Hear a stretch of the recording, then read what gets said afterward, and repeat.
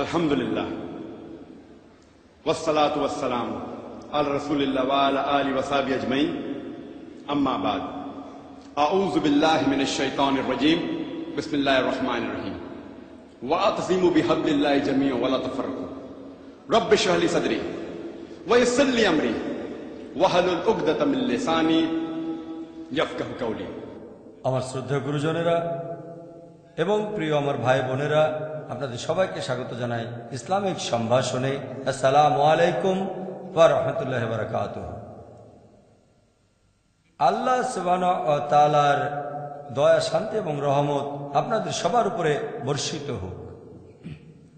আজকের এই সুন্দর আলোচনার টপিক হচ্ছে মুসলিম উম্মার মধ্যে একতা।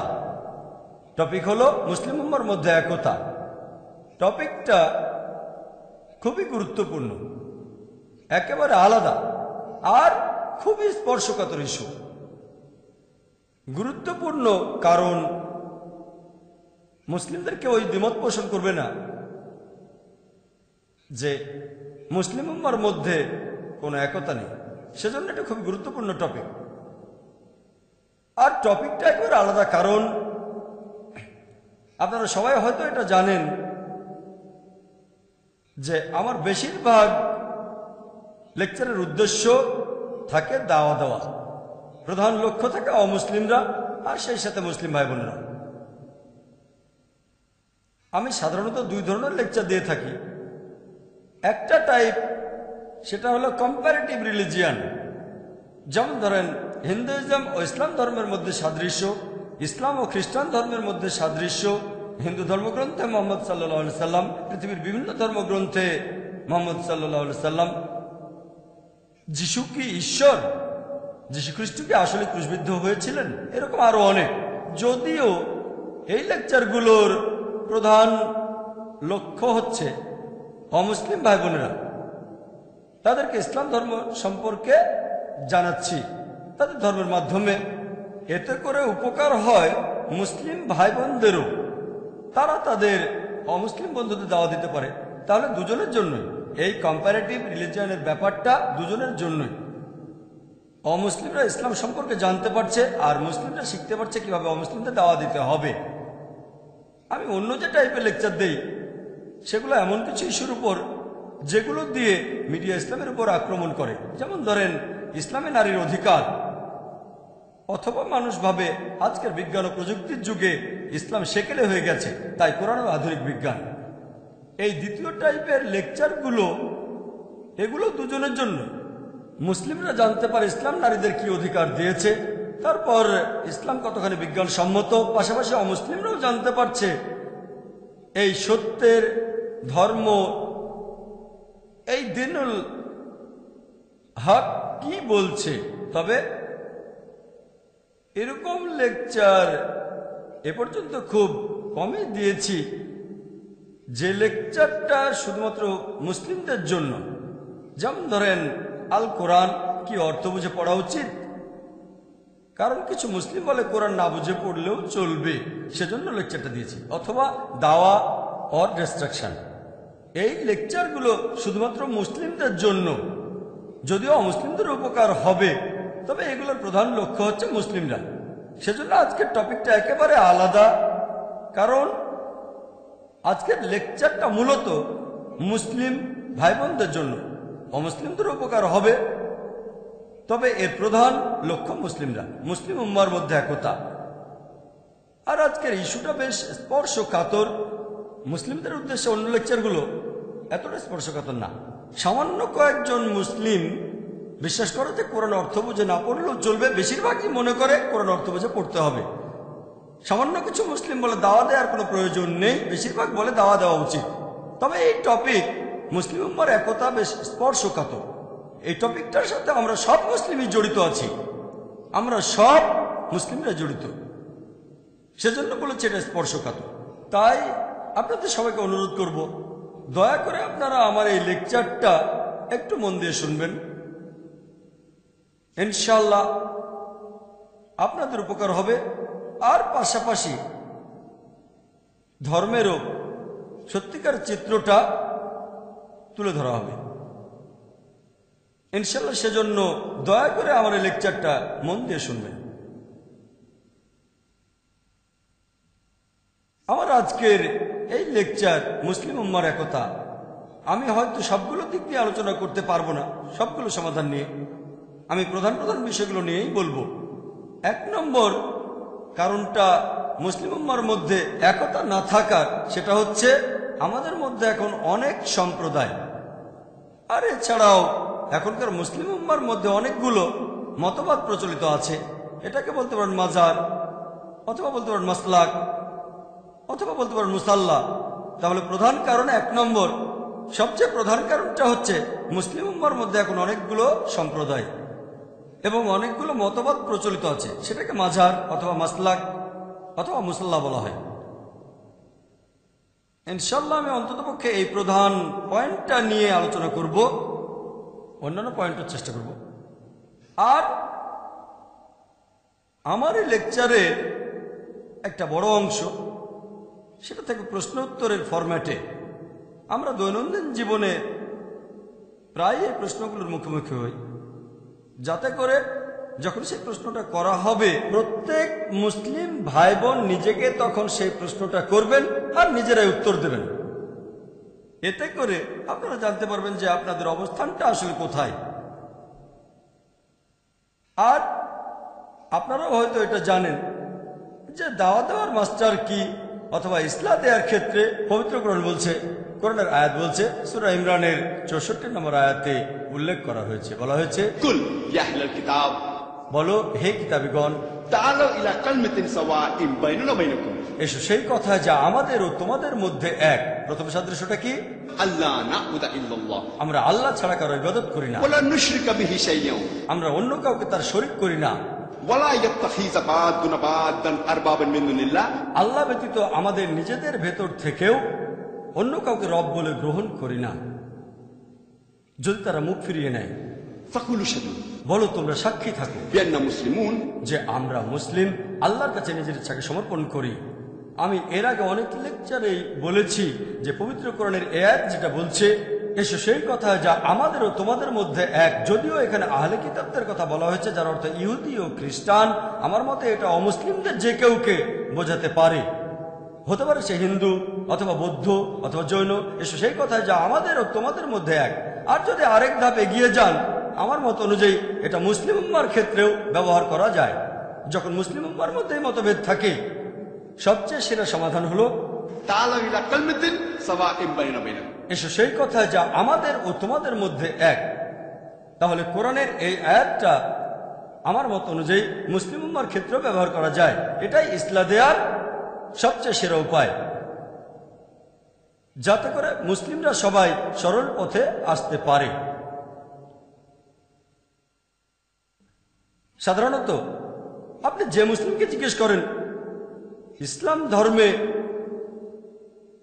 সবচেয়ে পবিত্র আর খাঁটি ধর্মগ্রন্থ কোনটা, ইসলাম ধর্মের সবচেয়ে সেরা জ্ঞানের উৎসটা কি, কেউ কি বলতে পারেন?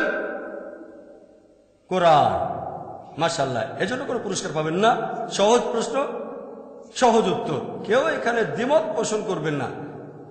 সে হয়তো নিয়ম মেনে চলা মুসলিম না, তবে আপনি যে মুসলিমকে জিজ্ঞেস করেন ইসলাম ধর্মের সবচেয়ে সেরা গ্রন্থ কোনটা, সবচেয়ে পবিত্র ইসলামের সবচেয়ে সেরা গ্রন্থ কোনটা, সে বলবে কোরআন। মাশাআল্লাহ, এটা আমরা সবাই জানি। দ্বিতীয় প্রশ্ন, পবিত্র কোরআনের পরে সবচেয়ে সেরা জ্ঞানের উৎস কোনটা? হাদিস। মাশাআল্লাহ, কোন রকম মতভেদ নেই। নবীজি সাল্লাল্লাহু আলাইহি সাল্লামের হাদিস, কেউ বলে সুন্নাহ, কেউ বলে হাদিস, কোনো মতভেদ নেই, সবাই মেনে নেবে। সেই লোকটা যে মাযহাবেরই হোক না কেন মানবে ইসলামের প্রথম উৎসটা হলো কোরআন, তারপর একটা হচ্ছে হাদিস। এখন আপনারা অনেকে হয়তো জানেন যে হাদিসের কিছু প্রকারভেদ আছে। কিছু হলো সহিহ হাদিস, এগুলো শক্ত হাদিস, খাঁটি। আর কিছু হলো জয়ীফ হাদিস, এগুলো হলো দুর্বল হাদিস। কিছু হাদিস আবার মওদু, উদ্ভাবিত, বানানো হাদিস। মুসলিমরা কোন হাদিসগুলো মেনে চলবে? সহিহ হাদিস। মাশাআল্লাহ, 3টা প্রশ্ন, সবাই ব্যাপারে একমত, কারো কোনো মতভেদ নেই। আপনি যে ধরনের মুসলিমকে জিজ্ঞেস করেন সে যে মতবাদেরই হোক না কেন, যে মাঝাবেরই হোক, সবাই এ ব্যাপারে একমত। 1 নম্বর উৎস হলো কোরআন, আল্লাহর কালাম, আল্লাহর বাণী। দ্বিতীয় গুরুত্বপূর্ণ উৎস নবীজি সাল্লাল্লাহু আলাইহি ওয়াসাল্লামের হাদিস, নবীজির বিভিন্ন কথার কাজ। 3 নম্বর, এই হাদিসগুলোর মধ্যে আমরা যেগুলো মানব সেটা হলো সহিহ হাদিস, কোনো মতভেদ নেই। এসো সেই কথাই যা আমাদের উত্তমতার মধ্যে এক। এই উত্তরের উপর ভিত্তি করে আমরা সবাই সামনে এগিয়ে যাব। তবে যখন কোনো মুসলিমকে জিজ্ঞেস করি যে আপনার ধর্ম কি, অথবা আপনি কোন মতবাদ মেনে চলেন, অথবা আপনার মাযহাব কি, বেশিরভাগ ইন্ডিয়ান তারা বলে যে তারা হলো হানাফি। কিছু মুসলিম হয়তো বলবে যে তারা হলো শাফি। আর আমি ইন্ডিয়ার বাইরে যখন এই প্রশ্নটা করি, হানাফি আর শাফির পাশাপাশি সেখানে উত্তর পেতে পারি আমি একজন হামলি, অথবা কেউ বলতে পারে আমি একজন মালিকি। তবে ইন্ডিয়ায় বেশিরভাগ মুসলিম নিজেদেরকে বলে হানাফি। এছাড়াও কিছু মুসলিম নিজেদের বলে শাফি। আরো ভাগ আছে, তবে এই দুটো হলো প্রধান। আমি পরের প্রশ্ন করি, ভাই আপনি কেন হানাফি, আপনি কেন শাফি নন? এখানে কমন উত্তর যেটা পাই, কারণ আমার বাবা মা ছিলেন হানাফি, আমার বাবা হানাফি, আমার মা হানাফি, সেজন্য আমিও হানাফি। আমি তখন সে লোককে প্রশ্ন করি, আপনার বাবা শাফি হলে কি হতো? সে তখন বলবে, ভাই জাকির, আমার বাবা যদি শাফি হতেন আমিও শাফি হতাম। খুব সহজ উত্তর, খুব ভালো কথা। আরেকটা সহজ প্রশ্ন, আপনার বাবা মা অমুসলিম যদি হতো তাহলে কি হতো? আপনি তাহলে কি হতেন? তখন সে অনেকক্ষণ চুপ থাকবে। আপনি আমাকে যুক্তিটা দিলেন, যেহেতু আপনার বাবা মা হানাফি সেজন্য আপনি হানাফি। বাবা মা শাফি হলে আপনিও শাফি হতেন, লজিক্যাল কথা। বাবা মা অমুসলিম হলে তখন কি হতো? সে অনেকক্ষণ চুপ থাকবে। ভাই আপনি চুপ করে আছেন কেন? তখন সে নরম গলায় বলবে, তাহলে আমিও হয়তো অমুসলিমই হতাম। নরম ভাবে বলবে, আমি হয়তো অমুসলিমই হয়ে যেতাম। এখন আপনার বয়স হয়তো 30-40 বছর হবে। এখন আপনি আমাকে উত্তর দিচ্ছেন যে আপনি একজন অমুসলিম, হতে পারেন হিন্দু বা খ্রিস্টান অথবা ইহুদি অথবা জৈন। আপনি আমাকে উত্তর দিলেন যে আপনি একজন অমুসলিম, কারণ আপনার বাবা একজন অমুসলিম, আপনার মাও একজন অমুসলিম। আপনি কি মাপ পাবেন? কোনো কথা নেই, সে উত্তর দিতে পারবে না। যদি বলেন মাপ পাবেন, তাহলে যত অমুসলিম আছে তারা সবাই মাপ পাবে, কারণ বেশিরভাগের বাবা মাই ছিল অমুসলিম। সে কোনো কথা বলবে না। তারপর সে আমাকে উত্তর দেবে একটু চিন্তা করে, যদি আল্লাহ আমাকে হেদায়েত করেন তাহলে আমি মুসলিম হয়ে যাব। আমি বললাম ভালো, আল্লাহ হেদায়েত করলে আপনি মুসলিম হয়ে যাবেন। তবে আল্লাহ পবিত্র কোরআনে বলছেন, সূরা আনকাবুতের 69 নম্বর আয়াতে উল্লেখ করা হয়েছে যে যদি তুমি সংগ্রাম করো আল্লাহ সুবহানাহু ওয়া তাআলার পথে, জিহাদ ফি সাবিলিল্লাহ, আল্লাহ সুবহানাহু ওয়া তাআলা তোমার সামনে রাস্তা খুলে দেবেন। এখানে শর্ত হলো আপনি সংগ্রাম করবেন। যদি সংগ্রাম করেন আল্লাহ আপনাকে হেদায়েত করবেন। আল্লাহ এই প্রতিশ্রুতি দিয়েছেন, যদি আপনি আল্লাহ সুবহানাহু ওয়া তাআলার পথে সংগ্রাম করেন আল্লাহ তাহলে আপনার রাস্তা খুলে দেবেন।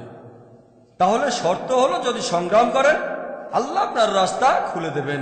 যেমন গতকাল আপনারা দেখেছেন, বেশ কয়েকদিন ধরে অনেক অমুসলিম আমার কাছে প্রশ্ন করছে যে আমি তো অমুসলিম পরিবারে জন্মেছি, এতে আমার দোষটা কোথায়? আমি উত্তর দিয়েছিলাম, গতকাল অনেকেই এখানে ছিলেন, আমি তাকে প্রমাণ করে দেখিয়েছি যে যদি আপনি এখন ইসলাম গ্রহণ করেন আপনার আগের সব পাপ থেকে ক্ষমা পাবেন।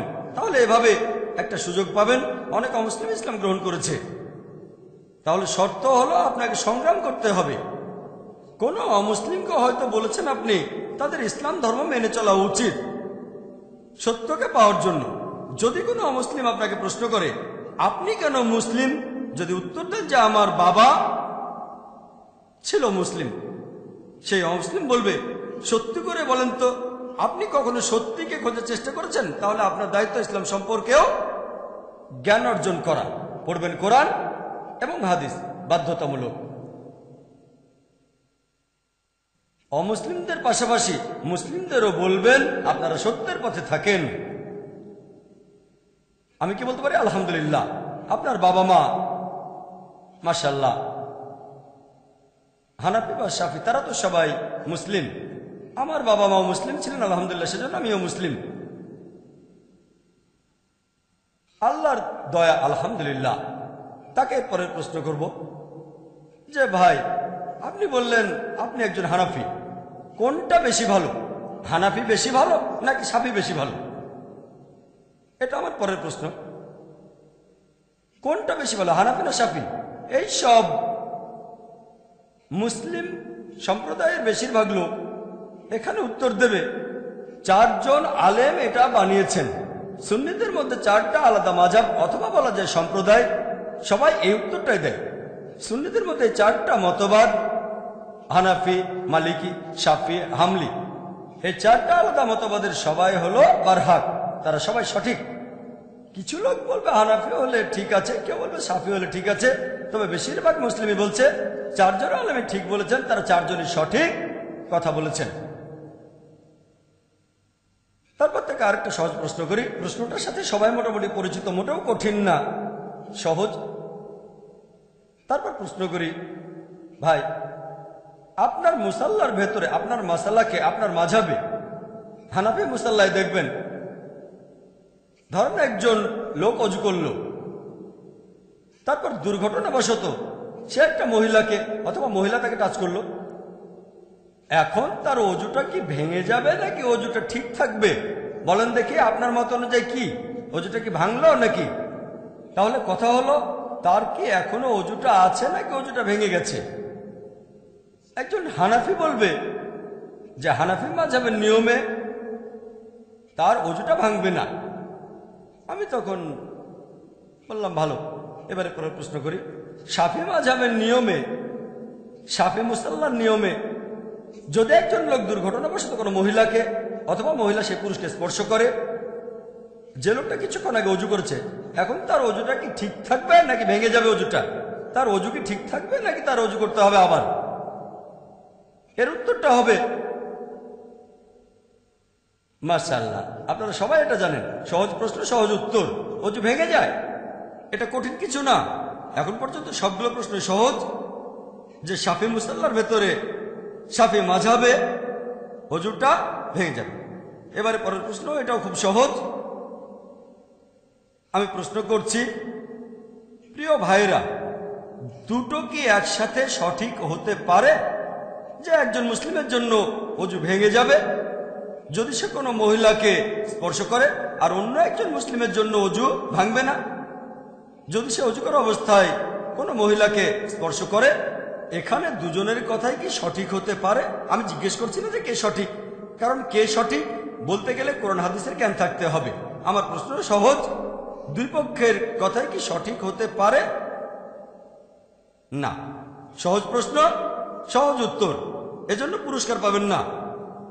যদি এই প্রশ্নটা করি যে একজন টিচার শেখালেন 2+2 এর ফলাফল 5 না, অন্য একজন টিচার শেখালেন 2+2 সমান হচ্ছে 5, এই দুজন টিচারের কথা কি একসাথে সঠিক হতে পারে? হ্যাঁ।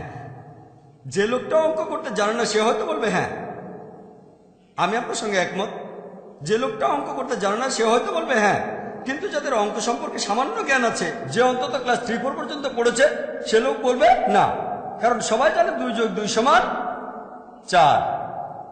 তাহলে প্রথম টিচার বলছেন 2+2 সমান 5 নয়, আর টিচার বললেন 2+2 সমান 5। দুজনের কথা কি একসাথে সঠিক হতে পারে? উত্তর হলো না।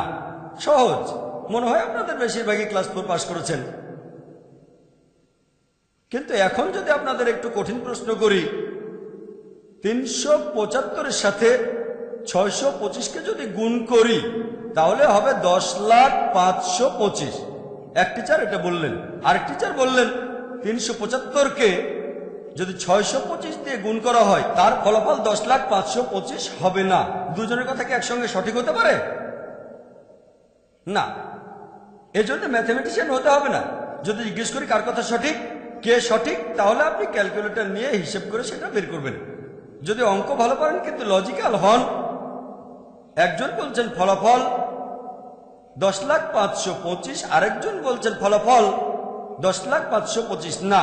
ধরেন আপনার কাছে ক্যালকুলেটর নেই, অঙ্ক পারেন না, তারপরও দুজনের কথা একসাথে সঠিক হবে না। যদি জানতে চান এই দুই টিচারের মধ্যে কার কথা সঠিক, তাহলে আপনি ক্যালকুলেটর নিয়ে হিসেব করে হয়তো বলতে পারবেন যে প্রথম জন বা দ্বিতীয় জনের কথা সঠিক।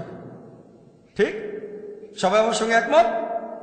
একইভাবে যদি বলতে চান দুই মাযহাবের ভেতরে কার কথাটা সঠিক, হানাফি নাকি শাফি, দুই দলের কথা কি একসঙ্গে সঠিক হতে পারে? উত্তর হলো না। তবে কোন মাযহাবের কথাটা বেশি সঠিক, এর উত্তর কি হবে? ওই একই উত্তর। আপনাকে দেখতে হবে খাঁটি উৎসগুলো। 1 নম্বর হলো কোরআন, 2 নম্বর হাদিস। ঠিক? তাহলে এই উত্তরটা যে কে সঠিক, হানাফি নাকি শাফি, এটা আসলে সবার জানার কথা না, যদি না আপনি আল্লাহ সুবহানাহু ওয়া তাআলার পথে সংগ্রাম করেন, সত্যকে জানার চেষ্টা করেন।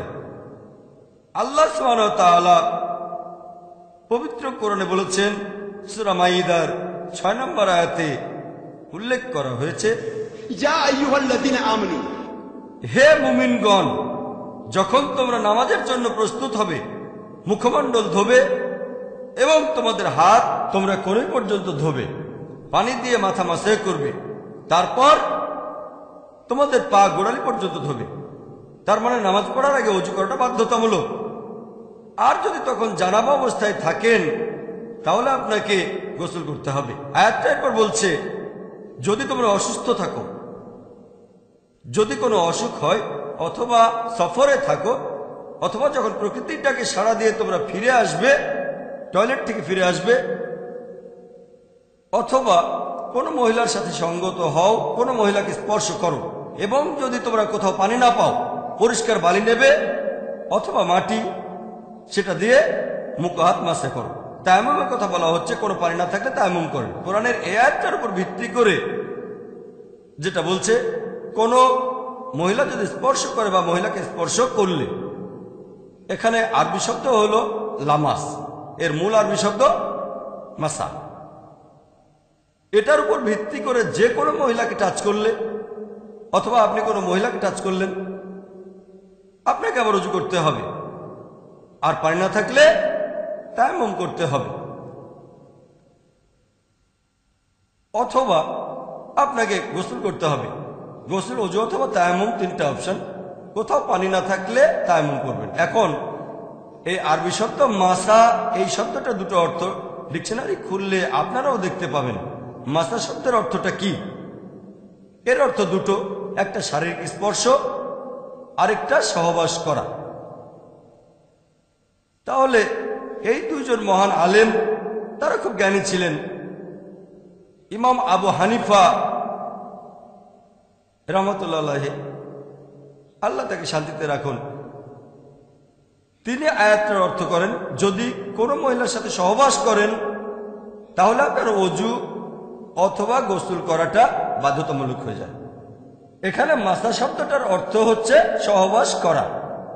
সেজন্য যদি কোনো মহিলাকে স্পর্শ করেন আপনার ওযু ভেঙে যাবে না। ইমাম শাফি, আল্লাহ তাকে শান্তিতে রাখুন, রাহমাতুল্লাহ আলাইহি, তিনি আয়াতটার অর্থ করেছেন শারীরিক স্পর্শ। মাসা শব্দটা দুটো অর্থ, যে কোনোটা সঠিক হতে পারে। তিনি এর অর্থ করেছেন শারীরিক স্পর্শ। তাহলে এখানে হানাফি মাযহাবের মত অনুযায়ী সহবাস করলে ওযু ভেঙে যায়, শারীরিকভাবে স্পর্শ করলে ওযু ভাঙে না। আর শাফি মাযহাবের মত অনুযায়ী কোনো মহিলাকে শারীরিকভাবে স্পর্শ করলেও ওযু ভেঙে যায়, আর তখন আপনাকে আবার ওযু করতে হবে। এখন মাসা শব্দটা দুটো অর্থ, দুজন আলাদা দুটো অর্থ ধরেছেন। ইসলাম ধর্মের সবচেয়ে গুরুত্বপূর্ণ হচ্ছে পবিত্র কোরআন। যদি কোরআন থেকে সমাধান না পান তাহলে পরের উৎসে যাবেন, আর সেটা হচ্ছে হাদিস। তবে যদি আমরা কোরআনের অন্যান্য আয়াতগুলো দেখি, পবিত্র কোরআনের সূরা ইমরানের 47 নম্বর আয়াতে যেটা বলা হয়েছে, এই আয়াতেও এই মাসা শব্দটা ব্যবহার করা হয়েছে। এখানে মরিয়ম আলাইহিস সালামের কাহিনী বর্ণনা করা হয়েছে, যে প্রধান ফেরেশতা জিবরাইল আলাইহিস সালাম তার কাছে এসে জানালো, তোমার একটা পুত্র সন্তান হবে। মরিয়ম তখন উত্তর দিলেন, আল্লাহ তাকে শান্তিতে রাখুন। এটা পবিত্র কোরআনের সূরা ইমরানের 47 নম্বর আয়াতে উল্লেখ করা হয়েছে যে এটা কিভাবে সম্ভব, আমার সন্তান কিভাবে হবে যখন কোনো পুরুষ আমাকে স্পর্শ করেনি। সেই শব্দ, সেই একই শব্দ মাসা এখানেও আছে। এখন আমাদের সবাই বুঝতে পারবে যখন হযরত মরিয়ম আলাইহিস সালাম যখন তিনি বললেন যে আমার সন্তান কিভাবে হবে যখন কোনো পুরুষ আমাকে স্পর্শ করেনি, এর অর্থ সহবাস করা, শারীরিক স্পর্শ বোঝানো হচ্ছে না। কারণ শারীরিকভাবে কোনো মহিলাকে স্পর্শ করলে সন্তান হওয়ার কোনো সম্ভাবনা নেই, কিন্তু যদি কেউ সহবাস করে তাহলে সন্তান হওয়ার সম্ভাবনা থাকবে। সেজন্য তিনি বললেন যে আমার সন্তান হবে কিভাবে যখন কোনো পুরুষ আমাকে স্পর্শ করেনি। তখন উত্তর আসলো, আল্লাহ যখন কিছু স্থির করেন, আল্লাহ বলেন কুন ফায়াকুন, হও, আর সেটা হয়ে যায়। এই হলো পুরো আয়াতটা। তবে এখানে মাসা শব্দটার অর্থ সহবাস করা। এছাড়াও আমরা যদি নবীজি মুহাম্মদ সাল্লাল্লাহু আলাইহি সাল্লামের হাদিস পড়ি, যদি কোনো সন্দেহ থাকে, কোরআনের কোনো আয়াতের অর্থ বুঝতে না পারেন, তাহলে এরপরের উৎস হাদিস দেখবেন, আর খেয়াল রাখবেন সে হাদিসটা যেন সহিহ হাদিস হয়। এমন একটা হাদিস, সহিহ হাদিস আছে আবু দাউদে 1 নম্বর খণ্ড, বুক অব সালাহ 70 নম্বর অধ্যায়ের 179 নম্বর হাদিস। হযরত আয়েশা রাদিয়াল্লাহু আনহা তিনি বললেন, একবার নবীজি তার একজন স্ত্রীকে চুমু দিয়ে নামাজ পড়তে চলে গেলেন। তিনি আবার ওযু করেননি। তখন উরওয়া রাদিয়াল্লাহু আনহু বললেন, সেই স্ত্রী তো আপনি ছাড়া আর কেউ নন। হযরত আয়েশাকে তিনি বললেন। হযরত আয়েশা তখন হেসে উঠলেন, তার মানে সেই স্ত্রী তিনি ছিলেন। তাহলে আবু দাউদের সহিহ হাদিস বলছে 1 নম্বর খণ্ড, বুক অব সালাহ 70 নম্বর অধ্যায়ের 179 নম্বর হাদিস। এটাকে সহিহ হাদিস বলে মত দিয়েছেন বিভিন্ন মুহাদ্দিসগণ, তাদের মধ্যে আলবানিও আছেন। এখানে বলা হয়েছে আমাদের নবী মুহাম্মদ সাল্লাল্লাহু আলাইহি ওয়াসাল্লাম তিনি ওযু করা অবস্থায় ছিলেন। তখন হযরত আয়েশাকে চুমু দিয়ে নামাজ পড়তে গেলেন, কিন্তু আবার ওযু করলেন না। এটাই প্রমাণ করে শারীরিক স্পর্শ করলে ওযু ভেঙে যাবে না। এরকম আরো সহিহ হাদিস আছে। একটা হাদিস আছে সহিহ বুখারীতে, এটা সহিহ বুখারীর একটা হাদিস, 1 নম্বর খণ্ড। বলা হয়েছে যে নবী মুহাম্মদ সাল্লাল্লাহু আলাইহি ওয়াসাল্লাম হযরত আয়েশা রাদিয়াল্লাহু আনহা বর্ণনা দিয়েছেন যে আমি ছিলাম মুহাম্মদ সাল্লাল্লাহু আলাইহি সাল্লাম এবং কিবলার মাঝামাঝি। নবীজি তখন নামাজ পড়ছিলেন। তারপর সেজদা দেওয়ার সময় তিনি আমার পায়ে ধাক্কা দিলেন। আমি এক পাশে সরে গেলাম। তার মানে নামাজ পড়ার সময় নবীজি তার স্ত্রী হযরত আয়েশাকে স্পর্শ করেছিলেন, তারপরও নামাজ পড়ে গিয়েছেন। তার মানে স্পর্শ করলে ওযু ভেঙে যায় না। এছাড়াও আরো অনেক হাদিস আছে সহিহ হাদিস যেগুলো প্রমাণ করে শারীরিক স্পর্শের কারণে ওযু ভেঙে যায় না। এই হাদিসটা আছে সহিহ বুখারীতে 1 নম্বর খণ্ডের 519 নম্বর হাদিস, সহিহ হাদিস। এখন আপনাদের প্রশ্ন করি, কার কথাটা সঠিক? ইমাম আবু হানিফার কথাটা নাকি ইমাম শাফির কথাটা? ইমাম আবু হানিফা, কারণ তার কথাগুলো পবিত্র কোরআন এবং সহিহ হাদিসের সাথে মিলে যাচ্ছে। কেউ আমাকে বলতে পারে, তাহলে কি বলছেন ইমাম শাফির কথাগুলো সব ভুল? আমি ইমাম শাফিকে শ্রদ্ধা করি, আল্লাহ তাকে শান্তিতে রাখুন, রাহমাতুল্লাহ আলাইহি। তাকে শ্রদ্ধা করি, সম্মান করি এবং ভালোবাসি। আমাদের নবীজি বলেছেন যে যদি কেউ ধর্ম সম্পর্কে গবেষণা করার পর কোনো বিশেষজ্ঞ একটা মতামত দেয়, যদি তার মতামতটা সঠিক হয় সে একটা পুরস্কার পাবে। মতামত সঠিক হলে 2টো পুরস্কার পাবে। যদি মতামত ভুল হয় একটা পুরস্কার পাবে। কোন বিশেষজ্ঞ যদি ফতোয়া দেন, নিজের মতামত দেন, যদি সেটা সঠিক হয় তিনি 2টো পুরস্কার পাবেন। তবে যদি ভুলও হয় তিনি একটা পুরস্কার পাবেন। আমি বলছি না যে ইমাম শাফি রাহমাতুল্লাহ আলাইহি তিনি জ্ঞানী ছিলেন না, তিনি অবশ্যই জ্ঞানী ছিলেন, তিনি অনেক কিছু জানতেন। তবে আমাদের বুঝতে হবে সেই সময় যখন ইমাম হানিফা বা ইমাম শাফি রাহমাতুল্লাহ আলাইহি ওনারা যখন বেঁচে ছিলেন, সব হাদিস তখন সংগ্রহ করা হয়নি। সংগ্রহ করা শুরু হয়েছে আরো আগে। তবে তবে শেষ হয়েছে অনেক পরে। এখন হতে পারে আবু দাউদের এই হাদিসটা 1 নম্বর খণ্ড 70 নম্বর অধ্যায়ের 179 নম্বর হাদিস, এছাড়াও সহিহ বুখারীর এই হাদিসটা 1 নম্বর খণ্ডের 519 নম্বর হাদিস, এটা ইমাম শাফির কাছে পৌঁছায়নি। যেহেতু হাদিসটা তার কাছে পৌঁছায়নি, তিনি দুটো অপশনের একটা বেছে নিয়েছেন, শারীরিক স্পর্শ বা সহবাস। তিনি এটাকে ধরেছেন শারীরিক স্পর্শ। এমন না যে তিনি জ্ঞানী নন, হয়তো এই হাদিসটা তার কাছে পৌঁছায়নি। তাহলে পবিত্র কোরআনের এই আয়াতে একটা শব্দে দুটো অর্থ হতে পারে, তিনি একটা অর্থ ধরেছেন। এমন না যে তিনি ইচ্ছা করেই ভুলটা করেছেন, এমন বলেছেন কারণ হতে পারে হাদিসটা তার কাছে পৌঁছায়নি।